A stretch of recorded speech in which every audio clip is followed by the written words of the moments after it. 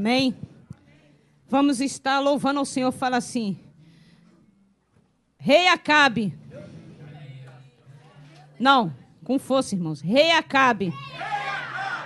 A minha vinha, tu não vai levar. Porque foi herança que papai me deu. Aleluia.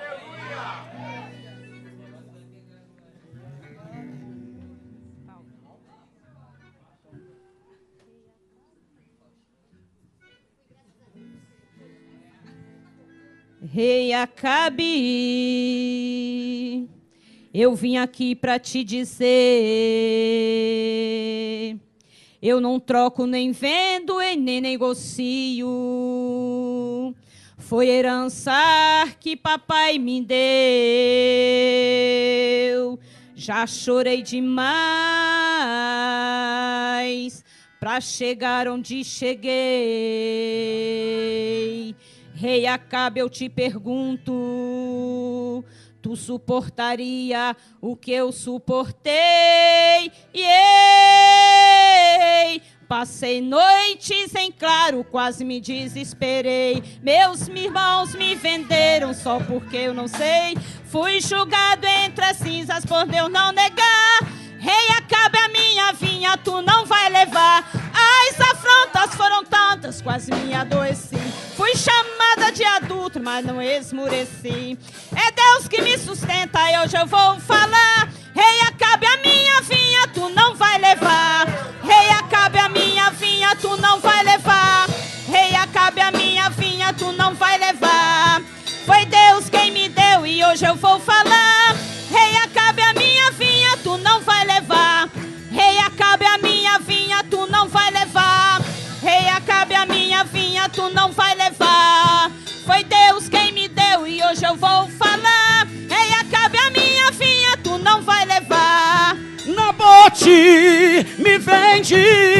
Não vendo, então troca. Não troco, então me dá. Do solé. Vinha se tu me matar. Ô Nabote me vende. Não vendo, então troca. eu não troco. Então me dá. Me dá a minha vinha se tu me matar. Ô Jezabel, manda matar ele. Ô Jezabel, manda matar ele. Ô Jezabel, manda matar ele. Pode matar, pode matar. Vou te matar, vou te matar, Não vai matar. vou te matar, vou te matar, vou te matar, vou te matar, vou te matar, vou te matar, Não vai matar. vou te matar, Teu ministério. Teu te ministério. matar, vou Teu te ministério. matar. Não Quanto tem vale? preço. Quanto Teu vale? ministério. Quanto vale teu ministério? Não tem preço. A tua igreja? Teu ministério. Que me decalho, Não como é tem que eu faço? preço. Teu ministério. Não tem preço. A tua igreja. Não tem preço. Teu ministério. Não tem preço. O teu louvor. Não tem preço. Minhas irmãs. Não tem preço. O teu louvor. Não tem preço. Aleluia. Aleluia. Rei Acabe, eu vim aqui pra te dizer, eu não troco, nem vendo e nem negocio. Herança que papai me deu. Já chorei demais pra chegar onde cheguei. Rei Acabe, eu te pergunto, tu suportaria o que eu suportei? Passei noites em claro, quase me desesperei. Meus irmãos me venderam só porque eu não sei. Fui jogado entre as cinzas por Deus não negar. Rei Acabe, a minha vinha tu não vai levar. As afrontas foram tantas que até adoeci. Fui chamado de adúltero, mas não esmoreci. É Deus que me sustenta e hoje eu vou falar. Rei Acabe, a minha vinha tu não vai levar. Rei Acabe, a minha vinha tu não vai levar. Rei Acabe, a minha vinha tu não vai levar. Foi Deus quem me deu e hoje eu vou falar. Rei Acabe, a minha vinha tu não vai levar. Ô Nabote, me vende. Não vendo. Então troca. Não troco. Então me dá. Só leva minha vinha se tu me matar. Oh, mas Nabote, oh, me vende. Não vendo. Então troca. Não troco. Então me dá. Só leva minha vinha se tu me matar. Ô Jezabel, manda matar ele. Ô Jezabel, manda matar. Ô Jezabel, manda matar ele. Pode matar. Vou te matar. Vou te matar. Vou te matar. Vou te matar. Vou te matar. Vou te matar. Vou te matar. Vou te matar. Vou te matar. Não vai matar. Não vai matar. Quanto vale a tua igreja? Não tem preço. Teu ministério? Não tem preço. Os seus levitas? Não tem preço. Essas irmãs? Não tem preço. Essa igreja? Não tem preço. Esse ministério? Não tem preço. Esse ministério? Não tem preço. Quem me caiu, como é faci, quem não me tem preço. Quem me caiu, quem me caiu, quem me caiu. Mas não tem preço. Teu ministério não tem preço. Teu ministério não tem preço. Não tem preço. Não tem preço. Não tem preço. Não tem preço. Teu ministério não tem preço. Teu ministério não tem preço. Teu ministério não tem preço. Não tem preço. Não tem preço. Não tem preço. Não tem preço. Não tem preço. Não tem preço. Não tem preço. Não tem preço. Não tem preço. Não tem preço. Não tem preço. Não tem preço. Não tem preço. Não tem preço. Não tem preço. Não tem. Pode matar. Vou te matar. Vou te matar. Vou te matar. Vou te matar. Vou te matar. Vou te matar. Porque minha vida está na mão de Jeová. Vou te matar. Vou te matar. Vou te matar. Vou te matar. Vou te matar. Vou te matar. Por quê? Porque a minha vida está na mão de Jeová. Aleluia. Aleluia. Glória a Deus. Aleluia. A tua vida não tem preço. Teu ministério não tem preço. Departamento feminino, vocês não têm preço. Porque a vida de vocês está na mão de Jeová. Thaís, a vida da irmã Elisete está na mão de Jeová. Porque a vida dela também não tem preço. A vida dela tem um preço muito alto. Ministério da Plena-Unção não tem preço de vocês. Aleluia, músicos da igreja do Senhor. A vida de vocês não tem ninguém que vai derrubar. Aleluia. Departamento do Ágape, Joana, tem preço muito grande e foi comprada com preço de sangue. Pode matar. Pode matar. Pode matar. Pode matar. Pode matar. Pode matar.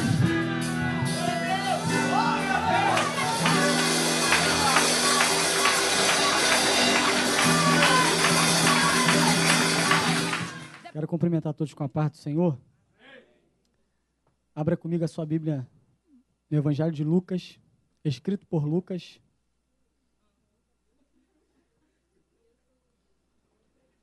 Meu nome é Lucas. Fazer o quê?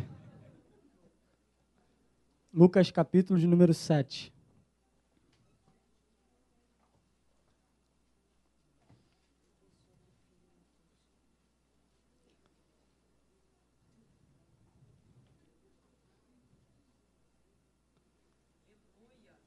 Glória a Deus. Lucas, capítulo de número 7. Quantos acharam? Digam amém. Amém. Quem está sem Bíblia, acompanhe com o irmão ou com a irmã aí. Diz assim, versículo de número 36. em diante. Vai ser uma leitura longa, mas vamos lá. Rogou-lhe um dos fariseus que comesse com ele. Entrando na casa do fariseu, tomou lugar à mesa. Certa mulher da cidade, uma pecadora, sabendo que ele estava à mesa na casa do fariseu, levou um vaso de alabastro com unguento, e estando por detrás, aos seus pés, chorando, rogava-os com suas lágrimas. Então os enxugava com seus próprios cabelos, beijava-os e os ungia com unguento. Quando o fariseu que o tinha convidado viu isto, disse consigo mesmo: se este fosse profeta, saberia quem e qual é a mulher que lhe tocou, pois é pecadora. Disse Jesus ao fariseu: Simão, uma coisa tenho a dizer-te. Respondeu ele: dize-a, mestre. Certo credor tinha 2 devedores. Um lhe devia 500 denários e o outro 50. Não tendo eles com que pagar, perdoou-lhes a ambos. Ora, qual deles o amará mais? Respondeu-lhe Simão: tenho para mim que é aquele quem mais perdoou. Disse-lhe Jesus: julgaste bem. Então, voltando-se para a mulher, disse a Simão: vês tu esta mulher? Entrei em tua casa e não me deste água para os pés. Esta, porém, regou com lágrimas os meus pés e o enxugou com os seus cabelos. Não me deste ósculos, mas ela, desde que entrei, não cessou de me beijar os pés. Não me ungiste a cabeça com óleo, mas esta ungiu-me os pés com unguento. Por isso te digo que os seus muitos pecados lhe são perdoados, pois muito amou. Mas aquele a quem pouco é perdoado, pouco ama. Então disse Jesus à mulher: os teus pecados te são perdoados. Os que estavam à mesa começaram a dizer entre si: quem é este que até perdoa pecado? E Jesus disse à mulher: a tua fé te salvou. Vai em paz. Feche seus olhos comigo. Senhor, nosso Deus e nosso Pai, muito obrigado, Deus, por esta oportunidade que eu estou tendo. Louva a Deus pela vida desta igreja, da minha igreja, Senhor. Abençoe cada um que está aqui, Senhor. Mas eu quero colocar diante de Ti, Senhor, a irmã Elisete, Senhor. Deus, toma a Tua filha nas Tuas mãos, Senhor. Aquilo que eu não posso fazer, aquilo que nós, humanos, não podemos fazer, Tu podes fazer, Senhor. E Deus, eu creio, tenho a esperança, Senhor, que o Senhor é o Deus que efetua milagres. Que aonde a mão do médico não pode ir, a Tua mão, ela consegue chegar, Senhor, e consegue fazer uma cirurgia completa. Jesus, por isso, ó Pai, visita ela nesta hora, naquele hospital, naquele leito, Senhor. E vai fortalecendo a sua filha, Senhor. Vai fazendo tudo novo na vida dela, Senhor. Porque como igreja nós oramos agora diante de Ti, Senhor. E colocamos a Tua serva diante de Ti, Senhor.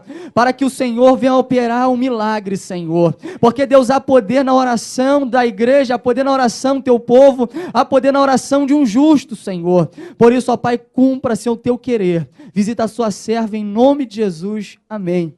Pode se assentar, igreja. Glória a Deus. Eu quero pregar nesta noite, quebrando protocolos. Repita comigo. Quebrando protocolos. Ao meditar nessa palavra, que Deus falou comigo, eu descubro que a vida, ela é cheia de expectativa.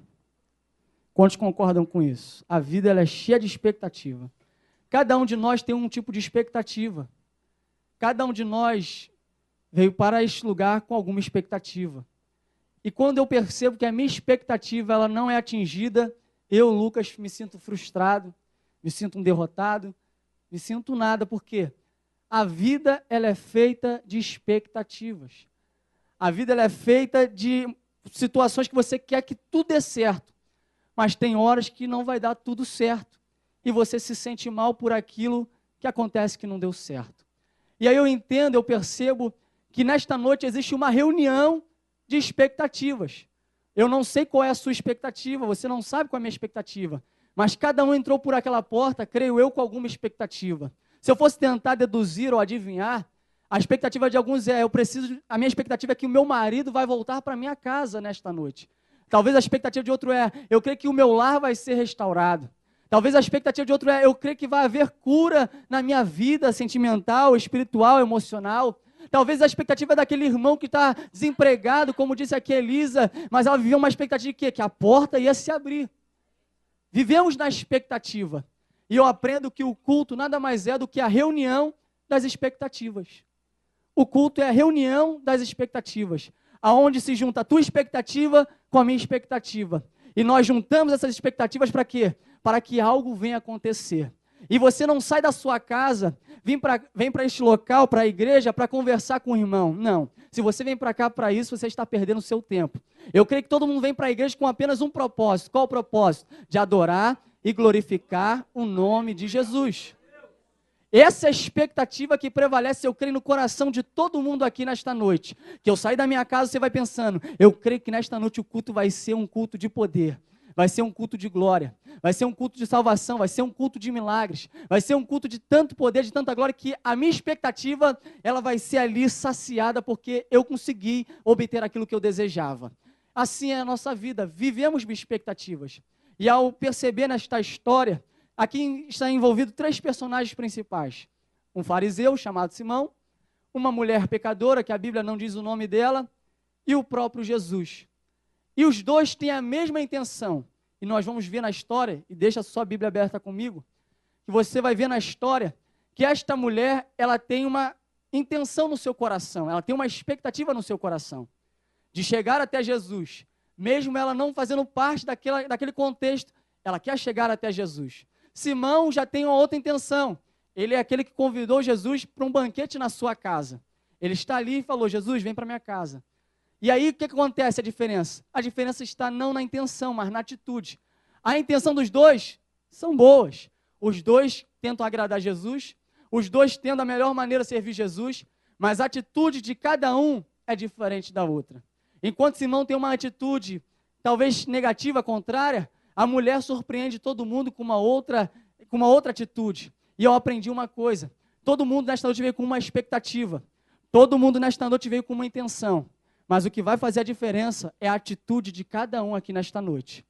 Porque eu tenho a minha atitude para adorar o Senhor. E foi aqui como nós vimos, como as irmãs começaram a louvar. Por isso eu canto, eu pulo, eu danço. Elas estão expressando aquilo que elas estão cantando. Elas estão mostrando com atitudes aquilo que elas querem evidenciar nesta noite. Que elas sentem alegria, que elas sentem a alegria do Senhor de louvar, de adorar o nome dEle.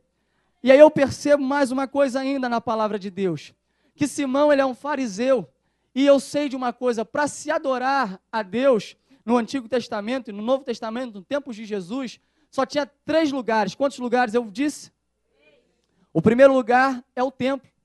O templo foi estabelecido por Deus para que o povo de Israel pudesse ali cultuar a Ele.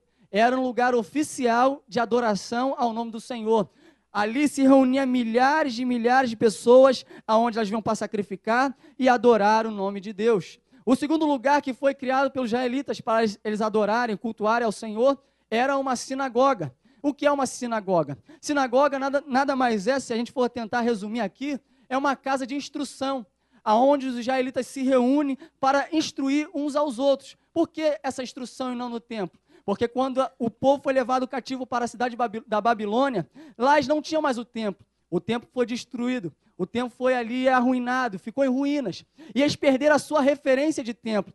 E aí os judeus pensaram, nós temos que arranjar um lugar para que nós pudéssemos nos concentrar e ensinar os nossos filhos, para que nós não viéssemos perder a essência da nossa fé, da nossa crença, porque nós estamos numa outra cultura. Vão tentar ensinar outras coisas para nós, mas nós não podemos perder a nossa característica, porque nós somos um povo diferente, nós somos um povo separado. E aí eles criam a sinagoga, aonde se reuniam ali os judeus para ensinar os seus filhos, aonde eles reuniam ali para ter debates teológicos. E o terceiro lugar, que é um lugar muito mais íntimo, que é um lugar muito mais reservado, que ninguém tem muito acesso. O terceiro lugar que poderia se adorar e cultuar a Deus é na sua casa, é no seu lar, é onde você convida quem você quiser para entrar na sua casa. E aqui eu já aprendo uma coisa para dizer para você. Deus, ele começa a revelar de uma forma grande, mas se você perceber, ele vai afunilando cada vez mais essa pirâmide. Primeiro no templo adoram milhares e milhares de pessoas. Ele vai para a sinagoga, agora são centenas de pessoas,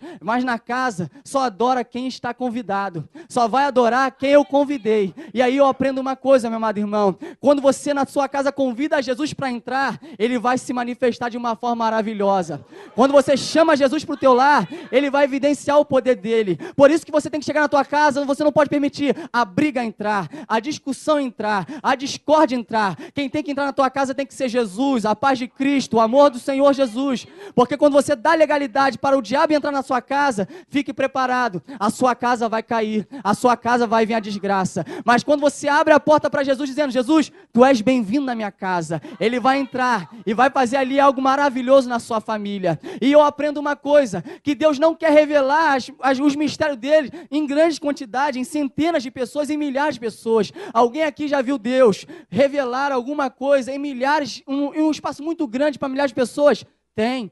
Não é a regra, mas tem. Mas na maioria dos casos, Deus não revela para grande quantidade. Deus, ele prefere revelar para quando tem 2, 3, 4, 5, 6. Porque ali Deus começa a falar pessoalmente com a pessoa. Deus começa a falar pessoalmente com cada um de nós. E por isso que eu entendo, a Plena Unção, ela é essa igreja pequena, diante dos olhos humanos. Mas aqui existe uma revelação de Deus para a tua vida. Aqui existe uma porta aberta nos céus que vai te revelar a palavra genuína de Cristo Jesus. E eu aqui percebo 3 lugares. E Jesus, ele é convidado para participar de um jantar, de um banquete. E quem não gosta de um banquete? Jesus gostava de um banquete. Gostava de comer. E por isso eu me alegro quando alguém me convida para algum banquete. É difícil, mas eu me alegro. Lancei aí, ó. Quem quiser depois me chamar. Mas eu me alegro com um banquete. Porque quando você está numa mesa farta, é alegria. E ali Simão chama, Jesus, venha na minha casa. A intenção de Simão qual é? Conversar, debater, tentar conhecer quem é esse rabi, quem é esse mestre, que tem revolucionado as vizinhanças de Israel. Todo mundo fala que ele é o Messias. Simão tinha um desejo no coração de saber quem é este homem, que cura, que realiza milagres, que salva, que liberta, que dá uma ordem, que é o Criador, que se diz ser filho de Deus. Simão convida ele para entrar na sua casa. E nisso que Jesus entra na sua casa, acompanha aí comigo no texto, vamos ver aqui, um dos fariseus convidou para comer com ele. E entrando na casa do fariseu, reclinou-se à mesa. E aí eu quero dizer uma coisa para você. Existia 3 grupos. Os 3 principais grupos da cultura israelita quais são? Saduceus, essênios e fariseus. Nós vamos falar aqui primeiro dos essênios. Quem são os essênios? Para a gente entender brevemente.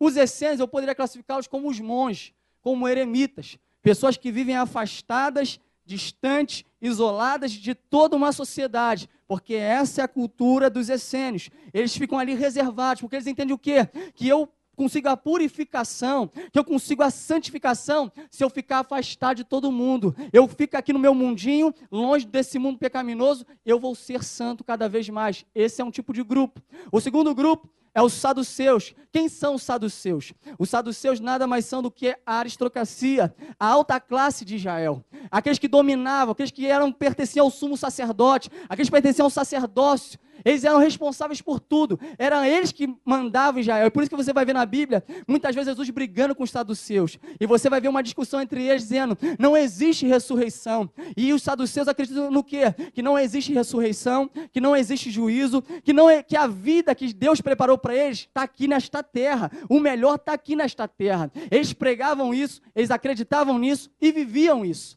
E o terceiro grupo, que nós conhecemos muito bem eles, chamados fariseus.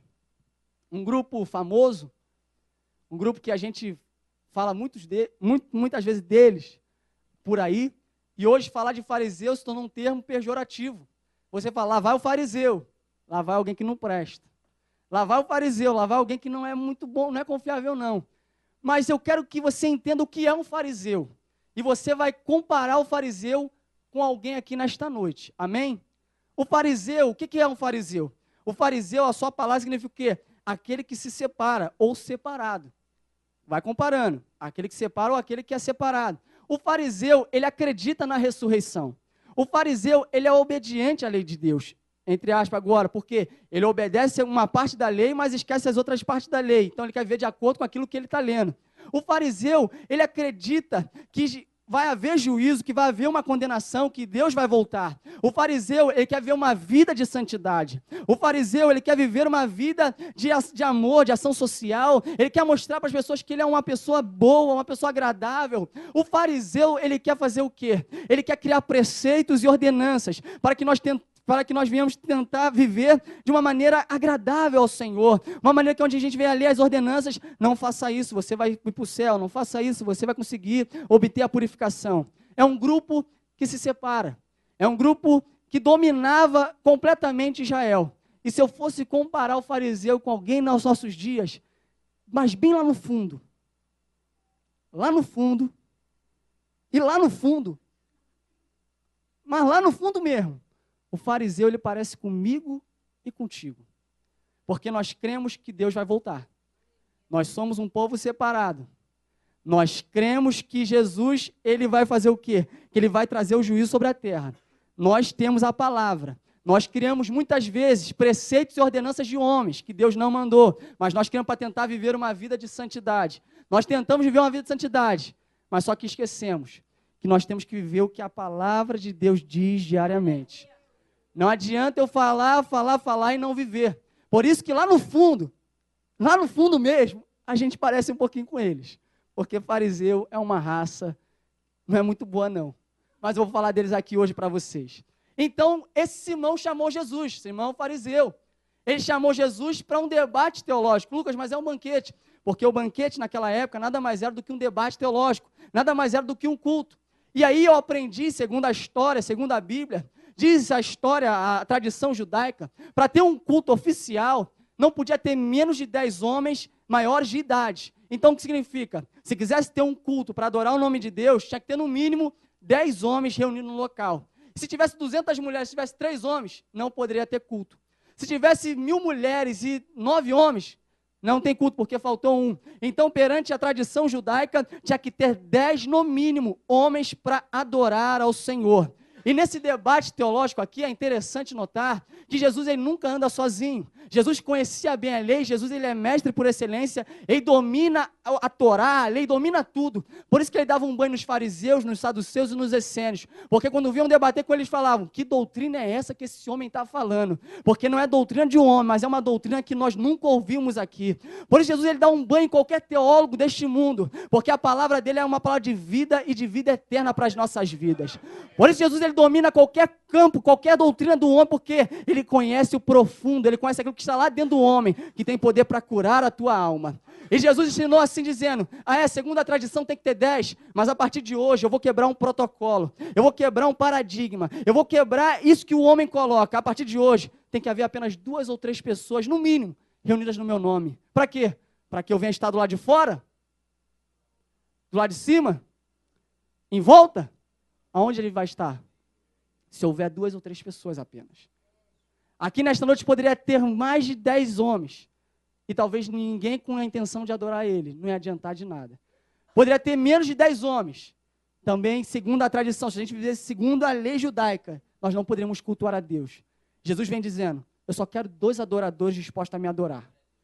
Eu só quero 2 pessoas com uma disposição bem grande para me adorar. Porque quando me adorarem em espírito e em verdade, juntou você, juntou comigo, aonde ele vai se manifestar? Do nosso lado? Não. Embaixo? Não. Em cima? Não. Em volta? Não. Onde? É no meio que ele vai revelar a glória dele. É nesta noite Jesus quer revelar a glória dele. E se eu fosse fazer uma pergunta aqui nesta noite, se houvesse pelo menos 2 pessoas para adorar o nome de Jesus, uma já tem, sou eu. Cadê a segunda para adorar comigo nesta noite?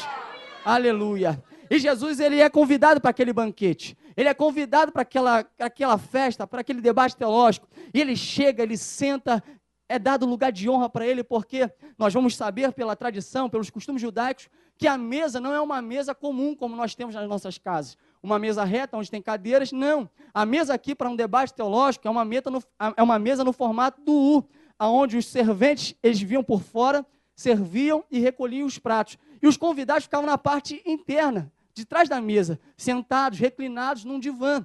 aonde a posição, segundo os historiadores, vai dizer que o braço esquerdo tem que estar apoiado, assim, ele tem que estar olhando para dentro da mesa, os pés para fora, para que os outros criados pudessem fazer alguma coisa com os pés, limpar ou tratar e ficar bem relaxado. O mestre, o anfitrião, ele sentava no meio, para quê? Para que o convidado de honra pudesse sentar ao lado direito dele. E o segundo convidado de honra sentasse ao lado esquerdo. E assim o debate rolava a noite toda. E quando eu falo de debate, é o que vai demorar, é o que vai durar a noite toda. E Jesus está lá sentado, confortável naquele jantar, naquele banquete, está lá talvez o debate acontecendo. Mas só que de repente a história vai mudar, porque vai entrar um elemento surpresa neste culto que não era convidado, que não fazia parte da adoração. É uma mulher que talvez eu e você nunca convidaríamos para entrar por aquela porta, porque, segundo nós, que parecemos muito com os fariseus, ela não tem característica, ela não serve para este culto. Olha a aparência dela, ela é uma pessoa de má fama, não é bem vista pela sociedade, mas de repente essa mulher, ela aparece do nada,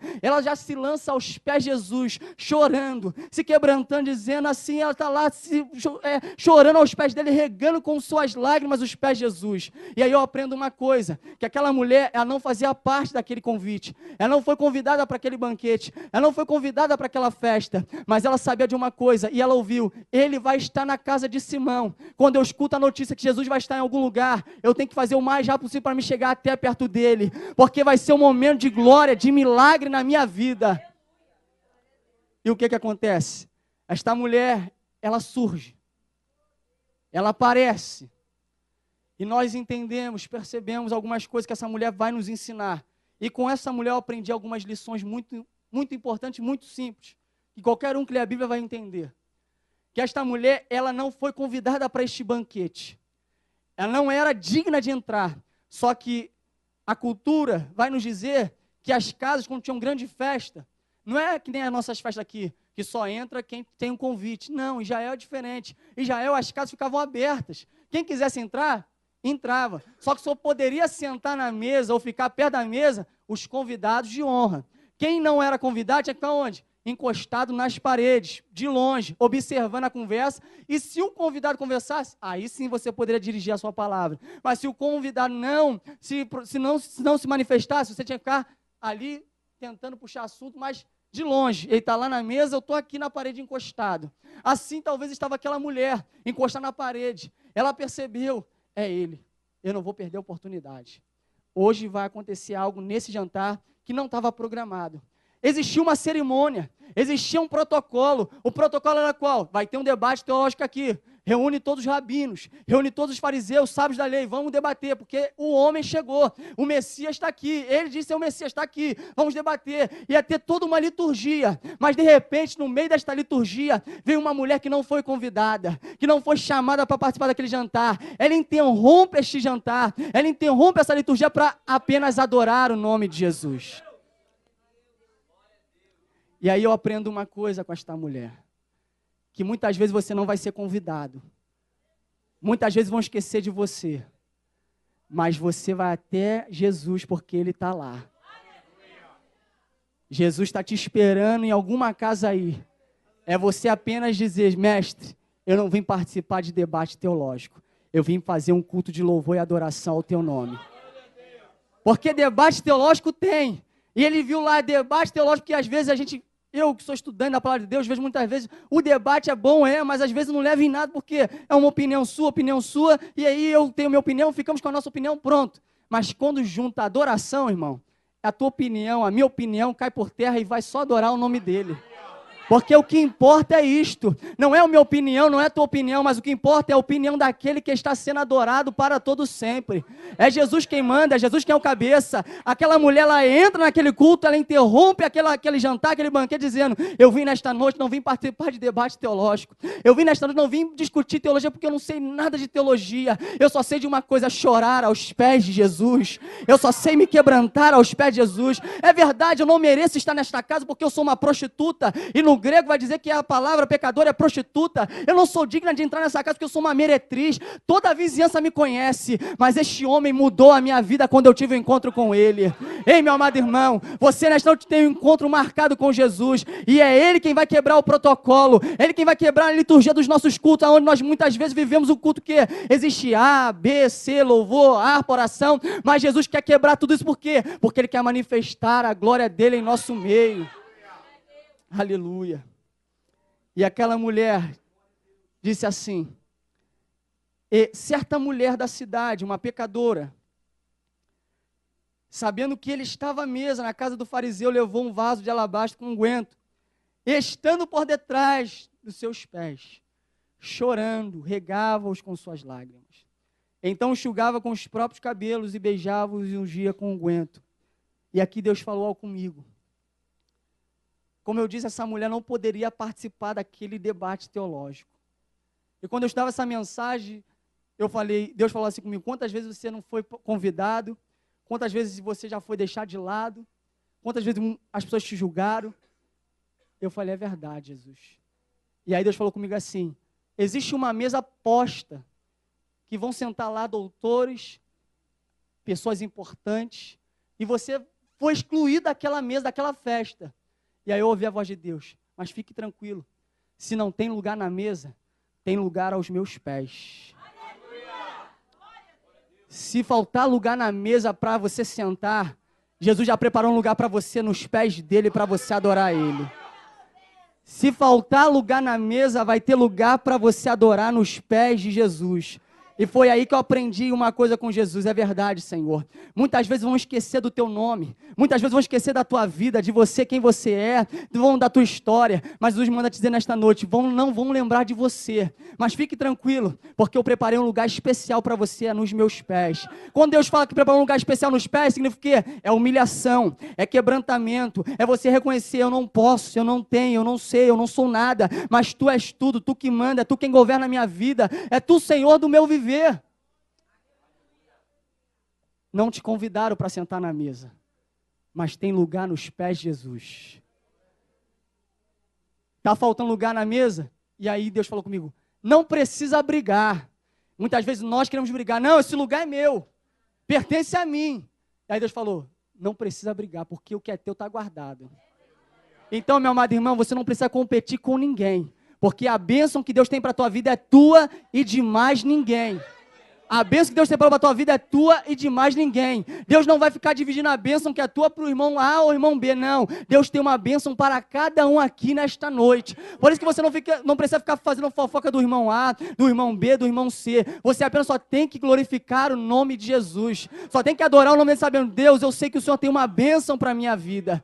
E aquela mulher, ela foi rejeitada, não fazia parte, foi ali abandonada, não merece, mas ela encontrou um lugar para ela encontrou um lugar onde talvez ninguém poderia ver. E aí eu entendo uma coisa, pastor, quando eu estou sentado na mesa, eu não consigo ver quem está lá nos pés, porque quando eu estou sentado na mesa, eu estou falando de gente que está no mesmo patamar que eu, mas quando eu estou aos pés, eu estou apenas olhando para cima, porque é de lá que vem o meu socorro, é de lá que vem a minha resposta. Os fariseus, eles tentavam medir Jesus na mesma medida, Jesus é que nem a gente, mas Jesus falou, não, existe uma mulher aqui que reconheceu que eu sou muito maior do que vocês estão me olhando do plano do homem, mas essa mulher está me olhando do plano espiritual, dizendo, esse aqui é maior do que qualquer debate teológico, esse aqui é maior do que qualquer seita de Israel, esse aqui é o Filho de Deus vivo e verdadeiro que veio para salvar a humanidade, é Jesus, meu amado irmão. E falar de mesa me lembra muita coisa. Eu lembro de um jovem, que Deus manda um profeta, Samuel, vai ungir o futuro rei de Israel. E lá vai Samuel. Chega na casa de Jessé. Vai na casa de Jessé ungir o futuro rei. Ele olha para o primeiro, bonito, galã, bombadão, estiloso. Como diz nos nossos dias, o gatão, o filé, o saradão. Samuel olhou e falou, esse aqui certamente é o escolhido do Senhor.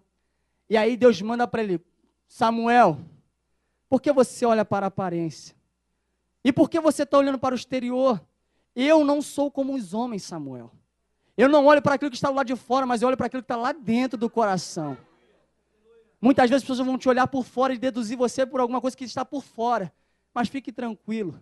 Deus está te olhando sempre por dentro. E aí Deus fala, Samuel, não é este. Samuel, não, Deus, é esse. Samuel, eu nunca me enganei quem eu chamei, quem eu escolhi. Não é esse.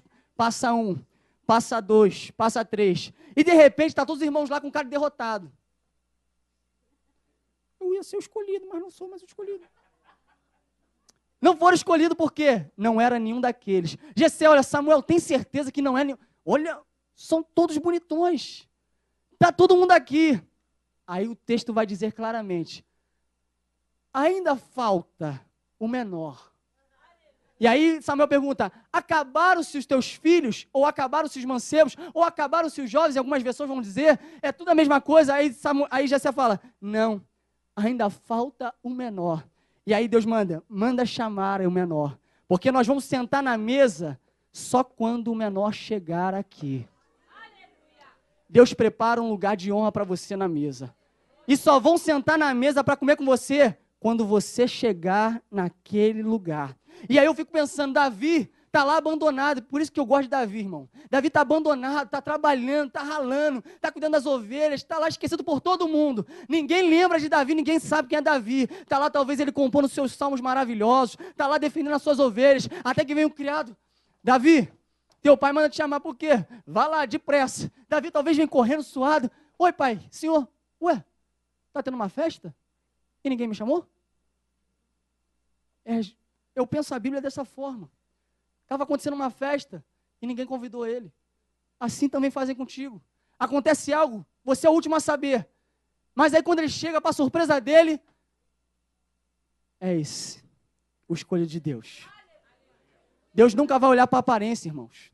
Jesus não está buscando o melhor, o mais diplomado. Jesus não está buscando o mais belo, o mais bonito. Jesus está procurando alguém com vontade de adorar Ele verdadeiramente. Alguém que reconhece que o lugar na mesa talvez não é dele, mas o lugar nos pés de Jesus é melhor do que o lugar na mesa. E aí vai ter uma outra história dizendo também que existe uma mulher que ela talvez não merecia também estar ali servindo a Jesus, mas ela fala, Senhor, a minha filha está terrivelmente endemoniada, ajude a minha filha. Quem é você? Jesus tratou a mulher assim. Quem é você? Te conheço? Nem sabia. A mulher começa a insistir. Jesus, minha mulher, minha filha. O Jesus, despede logo essa mulher, ela está te importunando. Aí Jesus manda assim, não é lícito que eu dê do pão aos cachorrinhos. E aí, é uma das respostas que eu fico assim pensando, Jesus tomou uma resposta daquelas, irmão, que não merecia não, mas foi a resposta. Que ele tomou assim, ele engoliu e voltou. Que ela vem, Senhor, não é lícito, mas até das migalhas que caem, os cachorrinhos comem da mesa do seu Senhor.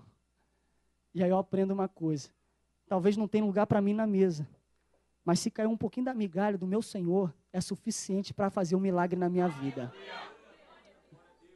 Por isso, meu amado irmão, não precisa você ficar brigando por lugar na mesa. Vai cair um pouquinho de migalha, talvez não serve para nada. E aquela atitude daquela mulher, a fé dela foi tão grande, Jesus para. Que fé é essa? Eu nunca vi tamanha fé em Israel. Mulher, a tua filha está curada. Pode ir para casa. Porque ela mostrou para Jesus humildade diante dele.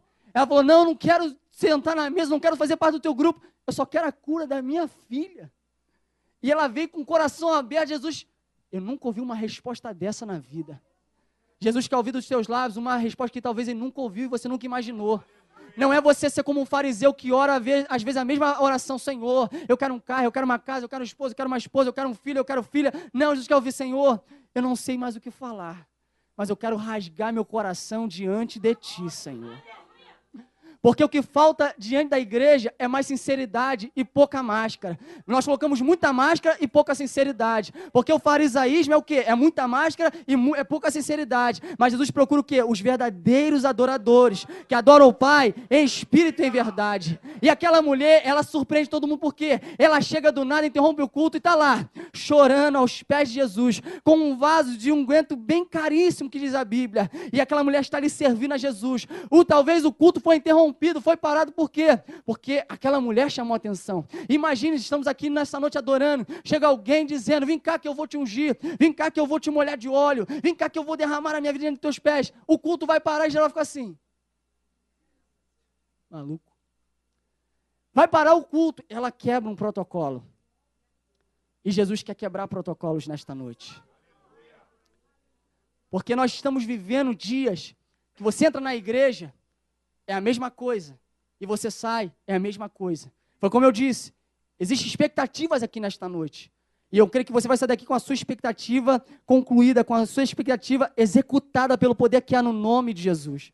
Você pode ter entrado de uma forma, mas vai sair de uma forma muito melhor pelo poder que há no nome de Jesus. E esta mulher sabia muito bem disso, que ela falou, eu vou entregar tudo aqui aos pés de Jesus. E aí eu vejo nos nossos dias, as igrejas cada vez mais vivem uma religiosidade barata. E eu olho para o mundo não está mais se impressionando com a igreja, sabe por quê? Porque nós vivemos uma máscara de fariseu. Colocamos uma máscara de santarrões. Só que a santidade já está muito longe das igrejas. Aonde nós trocamos o principal, Jesus, pelos popstars. Jesus não, agora não, aqui pode vir todo mundo, mas Jesus aqui não. Porque a igreja aqui, ela tem esse kit da salvação. Aqui tem essa manha, tem esse jeito. E Jesus, ele quer quebrar esses protocolos em nossas vidas. Ele quer romper essas barreiras. Esses estigmas que o homem coloca dizendo, não, nós já aprendemos, sabemos como trazer o avivamento. O avivamento se traz desta forma. Semana que vem, campanha do avivamento. E eu pergunto, cadê esse avivamento que eu nunca vi na vida? Semana que vem tem milagre. E a cadeira de roda continua lá, todo mundo na cadeira de roda, não tem milagre. E Jesus está perguntando, eu quero participar do culto, mas vocês não deixam, por quê? Porque ainda não existe 2 ou 3 reunidos no meu nome. Só tem fariseu reunido, mas cadê os verdadeiros adoradores? A máscara do fariseu está na cara de todo mundo. Mas tirar e dizer, Senhor, vai me quebrando. Jesus, a mesa é bom, mas os teus pés, para me ensinar, é muito melhor. Na mesa é honra, mas nos teus pés é humilhação. E é ali que eu quero estar, Senhor. Porque sentar na mesa é falar de honra, é falar de comunhão, é falar de aliança. Mas sentar nos pés e humilhar nos pés é falar o quê? Quebrantamento, é ser pisado, é ser triturado, é ser esmagado. Mas assim é minha vida, assim é a tua vida. Porque quando você acha que você é alguma coisa, Jesus vai lá e você não é nada, porque eu sou tu na tua vida. E hoje as igrejas vivem isso. E eu falei lá no Facebook, existem 3 tipos de igreja. Você quer saber qual é? Primeira igreja que existe, uma igreja normal. A igreja normal é a igreja dos nossos dias. A igreja normal nada mais é do que você entra, tem um louvor bom, pregação boa, tem tudo bom, você vai embora, acabou. É uma igreja normal. Tem o nome de igreja. Essa é a igreja normal que eu defino assim. Você participa do culto. Pô, legal. Louvor? Caraca, tocou muito, hein? Pregação? O cara sabe muito a Bíblia. E desde quando alguém pregar é para ser elogiado que sabe muito a Bíblia. E desde quando alguém vai tocar, toca muito. A gente está invertendo os valores que Deus colocou para as nossas vidas. Essa é uma igreja normal. O segundo tipo de igreja que existe nos nossos dias é uma igreja anormal. A igreja normal, o que é? É aquela que sofreu uma transformação, um defeito, se assim eu posso dizer, que ela saiu de dentro da normal, mas sofreu uma mutação negativa. Por quê? Diz a Bíblia que vai vir um outro evangelho, pregar contra o evangelho de Cristo. E esse outro evangelho já está sendo difundido no nosso Brasil inteiro. Seitas, religiões que não dizem na palavra de Deus, que negam Cristo, que falam de um outro Cristo. E Deus falou, acautelai-vos, porque vão vir pessoas dizendo que são Cristo, mas cuidado com esses. E aí a gente vê o quê? Essa igreja normal surgindo dentro da igreja, porque a Bíblia vai falar o quê? Quem sai de dentro da igreja estão se espalhando por todo o mundo. E aí nós vemos nos nossos dias, a igreja normal o que é? Ela tem cara de igreja, parece com igreja, tem culto, tem doutrina, tem tudo, mas não tem o principal. Jesus é o centro daquela igreja. E existe um terceiro tipo de igreja, e é nessa igreja que eu quero ficar. A igreja sobrenatural. A igreja normal, uma igreja normal e uma igreja sobrenatural. Por que uma igreja sobrenatural? O que é esse tipo de igreja? É que você vai entrar por aquela porta, a sua vida vai ser transformada. Você vai passar por aquela porta, você vai ouvir uma palavra de um profeta, vai pegar, meu Deus, essa é a palavra que eu precisava para o meu dia. Você vai precisar de cura, vai ter cura neste lugar. Você vai precisar de salvação, vai ter salvação neste lugar, porque é onde Jesus manda, é onde Ele domina, é onde Ele é o Senhor de tudo. Aonde os membros fazem as coisas, não é para competir um com o outro, mas aonde o amor reina, aonde a união reina, aonde a comunhão reina, porque aonde existe tudo isso, ali existe o sobrenatural de Deus. E falar de sobrenatural de Deus é o que eu sinto falta em nossos dias. Porque o mundo está cansado de uma igreja normal, uma igreja sem poder, uma igreja sem milagres, uma igreja que não apresenta qualquer característica para o mundo. O mundo fala, essa igreja para mim não me interessa. Porque quem está lá fora tem que olhar para quem está aqui dentro e falar, é diferente. É diferente. Não é que nem aquela igreja que eu fui lá semana passada, não. Não é que nem aquela igreja que eu fui lá também, não. Essa igreja aqui é diferente. Essa igreja aqui é séria. Essa igreja aqui tem algo que eu fui lá na outra, lá eu entrei, o pastor falou que o demônio pegou, não pegou nenhuma. Nessa daqui o demônio me pegou, eu caí. E aqui o negócio é sério. Precisamos de igrejas compromissadas com Jesus. E aí o que eu aprendo? O mundo está cansado dessa igreja. Imagine, pastor Márcio, eu viajei na Bíblia. Fui viajando e viajei mesmo. Imagine você estar num culto, aonde de repente vem um pastor, cadê ele? Está aqui, achei. É pequeno comparado. É muito pequeno isso. Pastor Márcio está aqui de pé, eu pego isso aqui. Pastor Márcio, vou te dar um banho de azeite agora. Vou dar um banho de azeite no pastor Márcio. Vocês vão falar, Lucas virou herege. Agora virou, está falando agora heresia aí direto. A Bíblia vai dizer que aconteceu isso. Salmo 133, é como o óleo que desce. E vai descendo. Vai descendo. Vai descendo. É escandaloso? É escandaloso. Mas a Bíblia diz que desceu todo o óleo. Ah, não foi só aquela unção aqui. Não, desceu. Não estou dizendo que você tem que ungir teu corpo todo com óleo lá, não. Nada disso.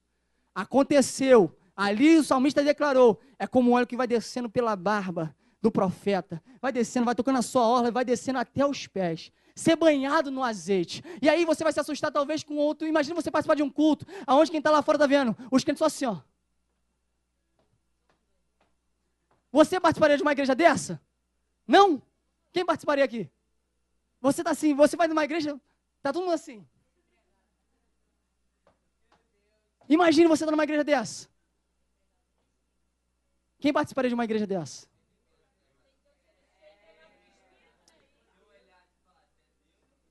Isso aconteceu há mais de 2000 anos atrás. Atos capítulo de número 2.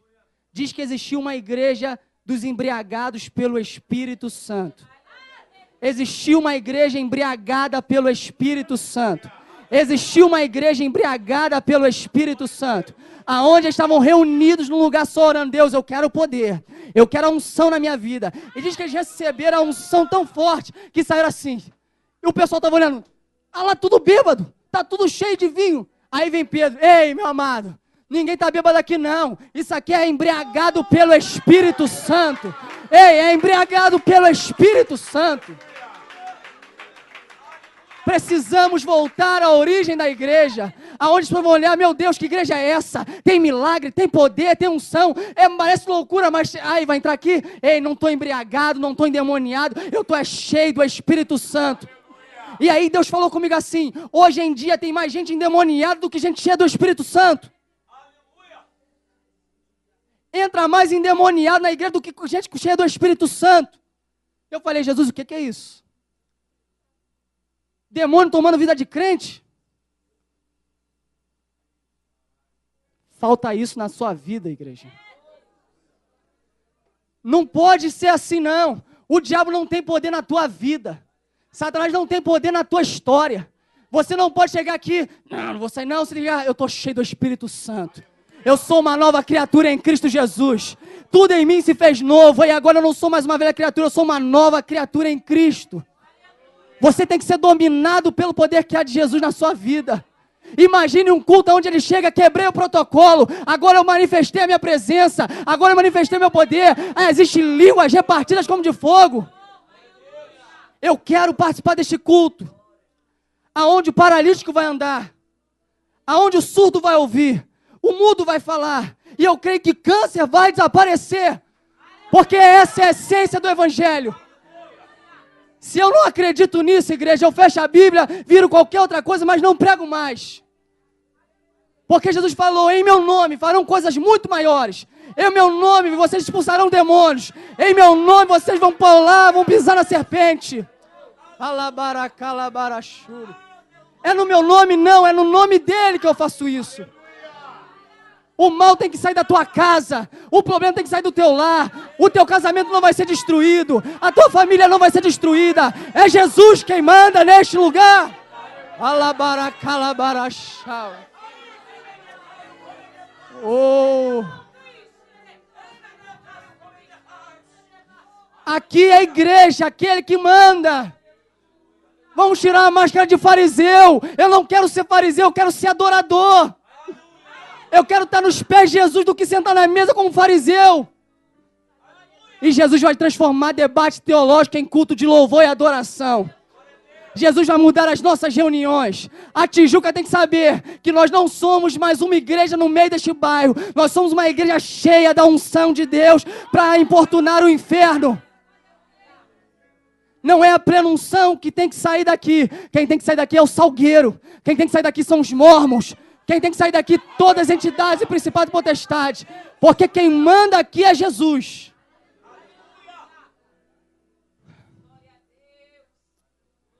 Essa mulher, ela se quebranta. Ela encontrou um lugar que não é o melhor lugar. Um lugar que eu talvez não queria esse lugar. Mas ela me ensinou que aquele lugar ali não é para todo mundo, mas é para quem quer se humilhar verdadeiramente. Quanto tempo faz que você não se humilha diante de Deus? Não é diante do homem não, é diante de Deus. Você não precisa confessar para mim, não. É você e Deus no seu particular. Deus está com saudade de você. Deus está procurando, cadê aquele momento que só tinha eu e você, aquela comunhão, que era você nos meus pés, se humilhando, dizendo, Deus, eu não quero dinheiro, eu não quero casa, eu só quero a tua presença na minha vida. Pare de buscar um pouco as bênçãos e busca Jesus um pouquinho. E aí você fica preocupado porque ela é uma prostituta. Ela é uma pecadora, ela não é digna, e ela vai se lançando nos pés de Jesus. E aí o fariseu vem dizer, se esse fosse profeta, saberia quem estava tocando ele. E aí eu aprendi uma coisa, Deus não está preocupado com reputação de ninguém. E Deus nunca vai olhar para a tua reputação, não importa se você é doutor, se você é teólogo, se você é isso, aquilo. Deus, para todo mundo Deus é igual. Para mim, vocês são criaturas, e eu sou criador. E aí eu aprendi uma coisa, Cristo também não está preocupado com a dignidade dele, porque se ele estivesse preocupado com a dignidade dele, não, eu não sou Cristo, eu não posso morrer numa cruz, eu não posso morrer desta forma, porque os judeus sabiam muito bem, a morte na cruz era um ato vergonhoso, era um ato de derrota, era um ato de humilhação total. Vem Jesus, despido, todo ensanguentado, humilhado, escarnecido por todo mundo, ele falou, dignidade? A minha dignidade já foi por baixo muito tempo. Aqui tem a salvação para muitas pessoas. Hoje nós vivemos um evangelho que não, a minha reputação tem que zelar. Não posso descer os pés de Jesus não, porque sou fariseu, tenho que sentar na mesa. Jesus não está nem preocupado com a tua reputação, nem um pouco. O diabo não olha para a minha carteirinha de evangelista. E é evangelista, respeita. Ele fala, vou dar uma banda nesse garoto. O diabo não fica olhando, pastor, vou acabar com ele amanhã. E só quem prega sabe o que eu estou falando aqui. Você prega hoje, mas amanhã o mundo cai. Porque a opressão é grande, porque o diabo sabe que quando o homem assume uma tribuna, o céu para ouvir e o inferno para tremer. Porque existe a palavra de Deus que é lançada com vida para a tua vida. E aquela mulher falou, pode me chamar de prostituta. Eu sou prostituta. Eu não sou digna. Eu sou uma pecadora. E por isso Jesus ama quem? Os pecadores. Eu sou um pecador. Por isso Jesus me ama. Eu sou pecador. Eu não sou fariseu, não, sou pecador. E eu mereço estar em um lugar apenas. Na mesa, não. Na mesa não é agora o lugar que eu quero estar, não. Eu quero estar lá nos pés de Jesus, porque lá eu vou encontrar humilhação. Lá vai ser a clínica onde Deus vai me sarar, vai me tratar, vai fazer um milagre na minha vida. E esta mulher, para mim, já é caminhar, meu Deus, é muita coisa, mas para a gente encerrar. Esta mulher, ela chega e ela beija Jesus. Ela começa a beijar os pés de Jesus. E eu aprendi uma coisa, o simbolismo do beijo. Na Bíblia, há 3 tipos de beijo. O primeiro tipo de beijo, na Bíblia, é o beijo fraternal. É o beijo da amizade. Aonde é dado esse beijo? No rosto, na face. Por isso que a Bíblia fala, saudando com ósculos santos. O que seria isso? Beijinho no rosto. 2, 3, não sei. Mas dá um beijo no rosto aí. Mas sempre começar pelo lado direito. E aí o que representa isso? É onde o sacerdote ganhava o beijo. Porque quando eu beijo alguém no rosto, eu estou equiparando. Não é maior, nem menor. mas está na mesma dimensão que eu. E aí Jesus vai dizer, Simão, eu entrei na tua casa, tu nem me deste beijo. Porque era uma saudação de boas-vindas. E Jesus fala, mas essa mulher não para de me beijar. Ela não para de me beijar, Simão. E Simão nem deu um beijo no rosto de Jesus. Ele, Simão, eu entrei na tua casa, nem beijo tu me deu. Porque existe a igualdade. Significa que Simão nem reconheceu Jesus como um sacerdote. E aí existe um segundo tipo de beijo. Aonde é dado? Aqui. Na palma. No braço aqui. Você sabe o nome. Na mão. E Jesus não ganhou nem beijo aqui. E o que acontece? O beijo aqui era dado em quem? Nos profetas. Por quê? Para dar um beijo aqui, pastor Aragão, você vai concordar comigo. Fica tranquilo, não vai dar um beijo aqui não. Para dar um beijo aqui na mão, se alguém chega assim, quem é filho aqui, todos nós somos filhos, mas quem tem vó, mãe, chega lá, permita, minha mãe. Benção, não é? É muito parecido, mas não tem nada a ver. É quase isso. Nós adotamos isso, significa o quê? Respeito. Significa que eu reconheço aquela pessoa como uma autoridade na minha vida. Significa que eu respeito ela, porque toda vez que eu peço bênção, eu quero a bênção dela na minha vida. Para que meu dia venha a ser abençoado. Então, quando alguém beijava um profeta na mão, sabia de uma coisa? E para beijar na mão, tem um segredo. Para beijar no rosto, e para beijar na mão, tem que fazer esse movimento. E aí que mora o problema. Quem é que quer se prostrar diante de alguém? Quem é que quer se curvar diante de alguém dizendo, você é maior do que eu. Você é digno do meu respeito. Porque quando alguém beijava a mão do profeta dizendo, você é profeta, é alguém com autoridade que faz a diferença. E nem isso Jesus recebeu o beijo, porque era para o Simão ter beijado a mão de Jesus, era para Simão ter beijado a mão de Jesus, mas nem isso ele fez. E porque é um movimento que não é gostoso de fazer, e ninguém gosta de se prostrar. É o segundo tipo de beijo. Mas existe o terceiro tipo de beijo. Aonde é? A mulher beijou aonde? Imagine, se curvar já é humilhante. Agora, tu vai ter que se jogar. Vai ter que se humilhar mais ainda. E aí, o segundo tipo de beijo é do profeta, o primeiro é do sacerdote, mas o terceiro, na história vai dizer que para beijar nos pés, só existe uma classe. Uma classe recebe beijo nos pés. Nem a profeta, nem sacerdote. Rei. Rei recebe beijo no pé. Simão não reconheceu Jesus como sacerdote. Simão não reconheceu Jesus como profeta. Aquela mulher reconheceu Jesus como rei. Aonde aquela mulher é a mais pecadora, a mais indigna. Não era uma perita em teologia, mas ela entendia uma coisa. Eu vou beijar os pés, porque eu estou diante do Rei da Glória. Eu vou beijar os pés dele. Ela se humilhou diante de Jesus. Ela se quebrantou diante de Deus. Ela falou, aqui é o meu lugar. Aqui eu encontrei o meu lugar verdadeiramente. Só que não para por aí, a humilhação é grande. Você está achando que é só beijar os pés? Não. Diz que ela não parava. É beijo toda hora. Só que eu já estou falando de Jesus. Naquele tempo, não é que nem a rua aqui da Rua Amaral ou a rua Barão de Mesquita, asfaltada, bonitinha, não. Lá era barro, irmão. É poeira. Imagine beijar um pé cheio de poeira. Imagine beijar um pé cheio de lama. Porque Jesus vai dizer assim, irmão, nem com seus credos você mandou lavar os meus pés, porque era um costume também daquela época. Quando você convidava alguém para sua casa, tinha que ter um servente para lavar os pés do hóspede, mas nem isso teve. Aquela mulher pegou o seu vaso de alabastro, quebra e joga aos pés de Jesus. E ela começa a beijar e chorar. Ela começa a chorar e beijar dizendo, Senhor, eu me perdoo, não sei o que ela diz, mas fico imaginando um diálogo. Eu só quero chorar diante da tua presença. Ela se quebranta diante de Jesus. Ela não parava de beijar os pés de Jesus. Está achando que Jesus quer se comparar?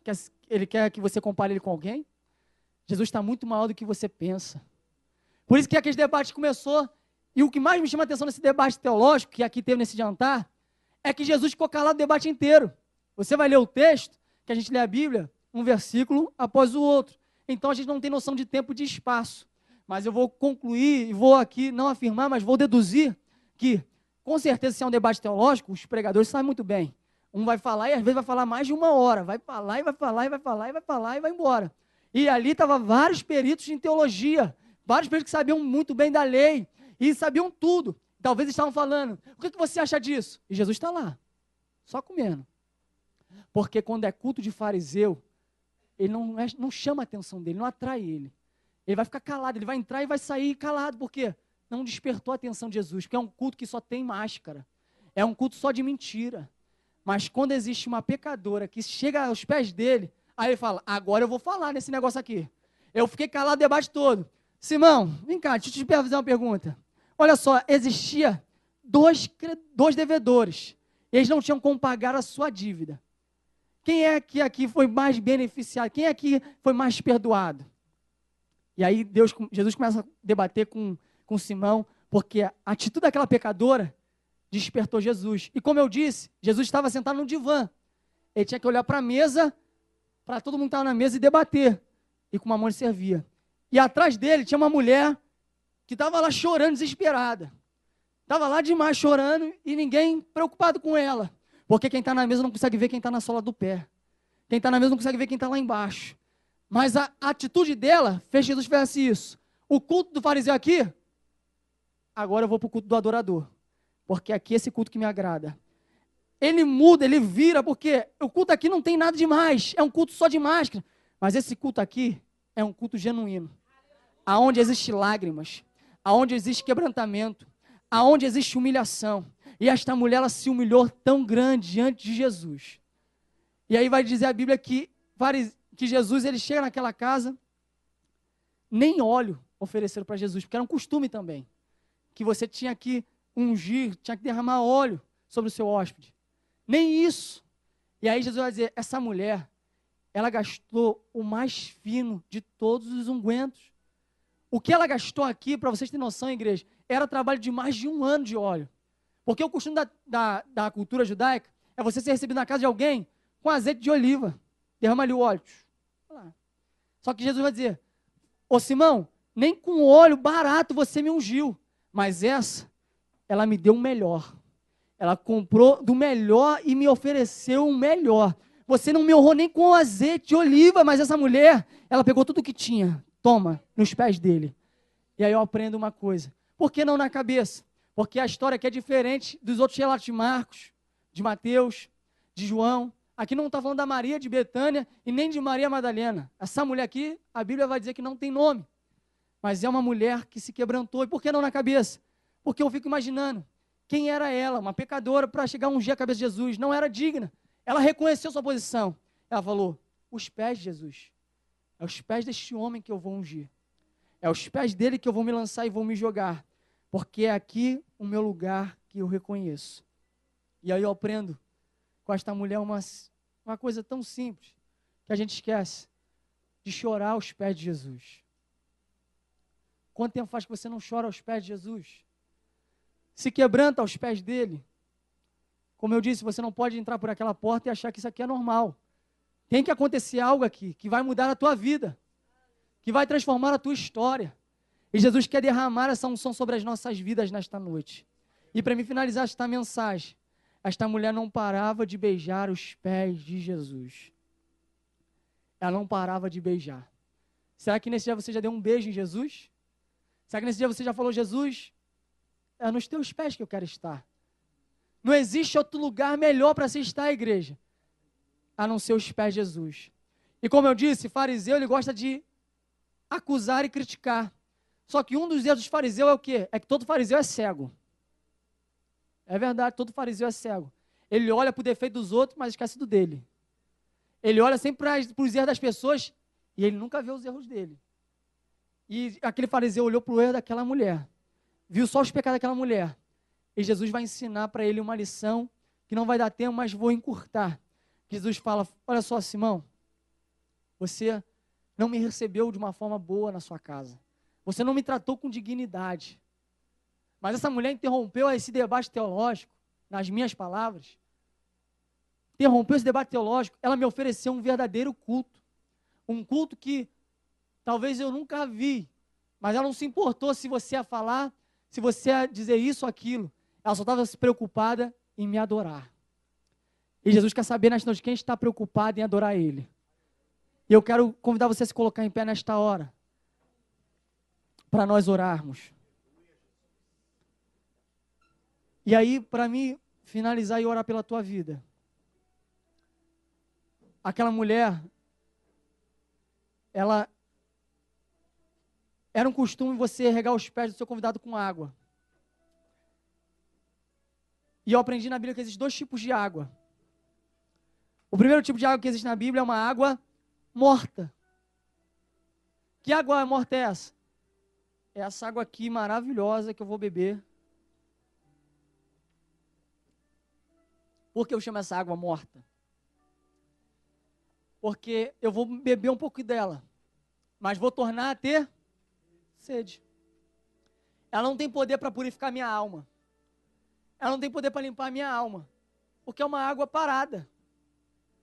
Mas existe outro tipo de água na Bíblia. E eu não sei se você ainda já entendeu. Que Jesus falou para uma mulher também, dizendo assim: mulher, se você soubesse quem é que te pede água, Ele te daria água viva para você beber. Talvez ofereceram água morta para a tua vida. Mas Jesus quer oferecer nesta noite água viva para a tua vida. Então eu quero orar por você nesta noite. Você que entrou aqui, talvez, Lucas, eu preciso de um milagre na minha vida. Eu quero buscar e quero ser como essa pecadora. Estar aos pés de Jesus, me humilhando constantemente. Porque quanto mais você se humilha, e o segredo é esse, quanto mais você desce no mundo espiritual, Deus cada vez mais vai te levantar. E você não precisa ficar preocupado. Quando é meu tempo? É no tempo dele, é na hora dele. Então, quanto mais você se humilha, Ele vai te levantar. E quero te dar 30 segundos para você vir aqui na frente que eu quero orar pela tua vida. Você que precisa de um renovo espiritual. Você que precisa de uma mudança espiritual com Deus. 30 segundos, que o meu tempo já foi embora. Eu creio que eu não preguei para paredes. Como eu disse, o fariseu não quer tirar a máscara. Mas é importante você se quebrantar diante de Jesus. Eu prefiro me humilhar diante de Deus do que ficar vivendo uma vida que não é minha. Eu prefiro me quebrantar diante de Jesus e dizer: Jesus, é isso que eu quero. E outra coisa importante, que eu ouvi de um pastor que me admirou muito, achei muito lindo. Ele falou assim, fazendo um apelo, ele falou assim: vem aqui na frente. Vem aqui na frente que eu vou orar pela tua vida. E ninguém queria vir. Aí aquele pastor falou assim: gente, não é vergonha vir na frente. Porque quando você vem na frente, não significa que você está falando, estou em pecado. Nada disso. Nada disso. Significa que você está dizendo assim: Deus, eu quero mais. Eu reconheço que eu preciso, Jesus.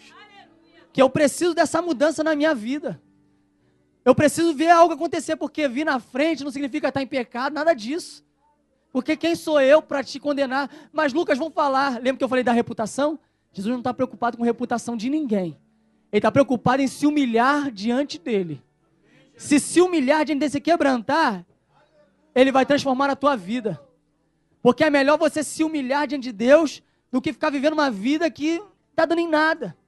A pecadora era indigna, mas ela conseguiu chamar a atenção de Jesus. Ela não merecia, mas ela conseguiu atrair o olhar de Jesus por um momento, porque aquela atitude dela mudou todo o culto. E Jesus quer fazer isso nesta noite. Eu vou orar então por essas vidas. Você que não veio, coloca a mão no seu coração. E nós vamos orar, porque eu creio que Deus vai realizar coisas grandes e sobrenatural em nosso meio. Senhor, nosso Deus e nosso Pai, aqui estão essas vidas, Senhor, que vieram aqui na frente. Como eu disse, Deus, eu não sei o que cada uma tem passado ou vivido. E eu não vou ser aqui o primeiro a acusar e a jogar pedra, Senhor, porque eu não sou fariseu, Senhor. Eu sou pecador como qualquer outro aqui nesta igreja. Mas eu reconheço, Senhor, que eu dependo de Ti, preciso de Ti. Essas almas vieram aqui na frente, Deus, porque elas precisam de um milagre na vida delas, Senhor. Por isso, ó Pai, que o Senhor venha sarar, talvez, sentimentos. Que o Senhor venha sarar, Deus cura. Que o Senhor venha sarar feridas, Senhor. Que o Senhor venha trabalhar no coração, na emoção, ó Pai. E que o Senhor, Deus, venha realizar um milagre a partir deste dia. Porque não tiveram vergonha de vir na frente. Não tiveram vergonha de assumir, talvez, Deus, que precisam cada vez mais de Ti, Senhor. Porque elas querem ver uma mudança na vida delas, Senhor. Deus, que algo sobrenatural venha acontecer nessas vidas. Que uma unção venha ser derramada sobre cada uma delas, Senhor.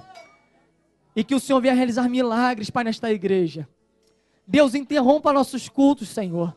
Chega de ser um culto morto, um culto vazio. Precisamos de um culto cheio, aonde todos venham sair daqui embriagados pela Tua presença. Deus, porque eu creio, Pai, que o Senhor ainda tem muito para derramar sobre o Brasil e sobre esta igreja. Que aqui, Deus, é uma clínica para almas feridas, Senhor. Quantos corações entraram aqui tristes, Deus. Quantos corações entraram aqui, Deus, abatidos. Mas nesta hora eu quero pedir, ó Pai, que o Senhor venha trazer a paz e o alívio nestas vidas.